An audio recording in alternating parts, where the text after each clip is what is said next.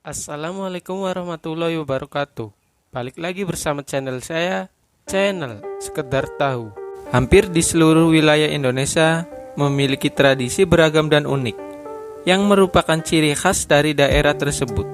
Tak terkecuali di Indramayu juga memiliki banyak sekali tradisi unik yang merupakan akulturasi dari budaya Jawa dan Sunda, bagian wilayah utara. Tradisi sendiri merupakan kebiasaan-kebiasaan yang dilakukan secara berulang-ulang, yang terjadi selama turun-temurun dari nenek moyang terdahulu dan masih dijalankan hingga sekarang oleh masyarakat. Inilah tradisi unik yang ada di Indramayu. Yang pertama, Nadran. Nadran merupakan sebuah cerminan dari sebuah hubungan manusia dengan Sang Pencipta, yang berupa ungkapan rasa syukur akan hasil tangkapan ikan dan mengharapkan akan meningkatnya hasil tangkapan di masa mendatang, serta dijauhkan dari bencana dan bahaya dalam mencari nafkah di laut. Nadran sendiri berasal dari kata najar yang artinya janji. Nadran diselenggarakan antara bulan Oktober sampai Desember di daerah Pantai Eretan, Dadap, Karangsong, Limbangan, Glayem, dan Bugel. Warga biasanya patungan untuk membeli seekor kerbau. Kepalanya untuk dilarungkan ke laut, sementara dagingnya dimasak untuk makan bersama warga. Para pemilik kapal biasanya menghiasi kapalnya dengan berbagai makanan dan minuman yang dapat dinikmati oleh warga setelah melarungkan kepala kerbau dan miniatur perahu. Nadran sendiri merupakan hasil akulturasi budaya Islam dan Hindu yang diwariskan sejak ratusan tahun lalu secara turun-temurun. Kedua, Ngarot. Ngarot adalah tradisi turun-temurun dari nenek moyang yang diadakan sekali dalam setahun, yaitu pada saat menjelang musim tanam padi, biasanya sekitar bulan Oktober, November, atau Desember. Tradisi ini rutin diadakan di desa Lelea, Jambak, dan Tugu. Uniknya lagi, acara ini diadakan setiap hari Rabu, bukan hari yang lainnya. Pesta Ngarot diawali dengan prosesi arak-arakan keliling desa yang dilakukan oleh para gadis dan pemuda dari daerah tersebut.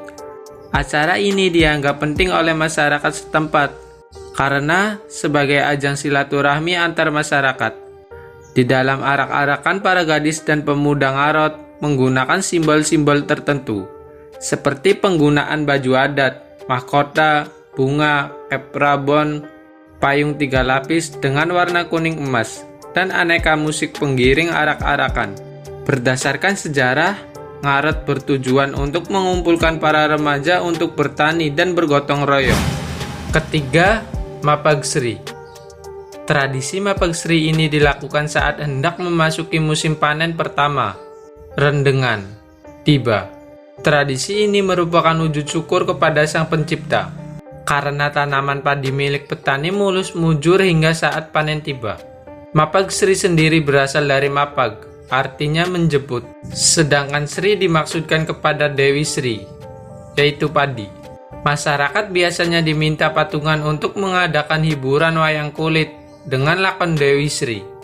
Pada zaman dahulu, semangat untuk mewujudkan rasa syukur kepada Sang Pencipta selalu ada, walaupun sudah menghadapi musim paceklik.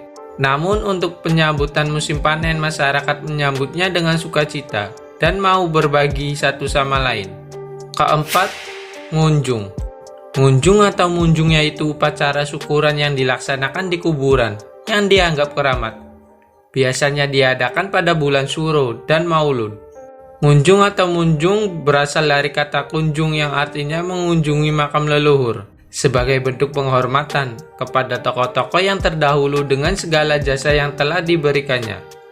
Sebenarnya, tradisi ini selain syukuran dan berdoa, juga sebagai proses pembelajaran bagi para generasi muda untuk selalu mengingat jasa-jasa leluhurnya. Masyarakat biasanya dimintai patungan untuk mengadakan hiburan, seperti pegelaran seni sandiwara. Prosesi ngunjung diawali dengan arak-arakan tumpeng yang dihiasi sedemikian rupa dan mengelilingi desa dengan diiringi musik pengiring, singa depok, dan berbagai tarian. Kemudian setelah sampai di kuburan, dilanjutkan dengan doa bersama. Setelah selesai tumpeng tadi, untuk makan bersama dan saling berbagi.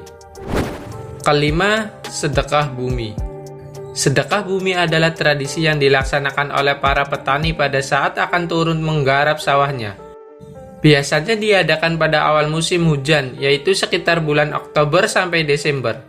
Acara ini biasanya digelar di sawah atau bisa juga di balai desa.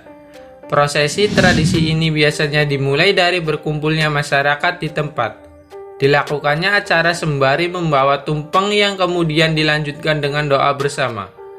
Dan setelah itu dilaksanakan upacara adat. Tradisi ini tujuannya yaitu sebagai ritual doa agar mendapat hasil padi yang berlimpah dan padi jauh dari serangan hama. Untuk hiburannya, biasanya diadakan pagelaran wayang kulit purwa yang juga sebagai salah satu isyarat bagi para petani agar bersiap-siap untuk menggarap sawahnya. Keenam, Mapag Tamba.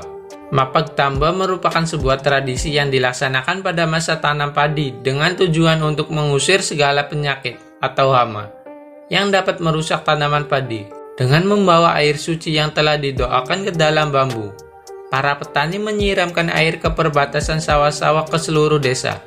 Tradisi ini sendiri sudah ada sejak dulu yang turun-temurun dilanjutkan hingga saat ini, dengan harapan para masyarakat terutama kaum muda. Sebagai warga negara Indonesia yang kaya akan keragaman adat dan budayanya, kita semua wajib untuk terus melestarikan adat dan budaya kita yang sudah diwariskan oleh nenek moyang terdahulu sebagai bentuk penghormatannya. Dari tradisi asal Indramayu, adakah kesamaan dari tradisi yang ada di daerahmu? Komen di bawah. Terima kasih yang sudah menonton. Jangan lupa subscribe, like, share, dan komen. Wassalamualaikum warahmatullahi wabarakatuh.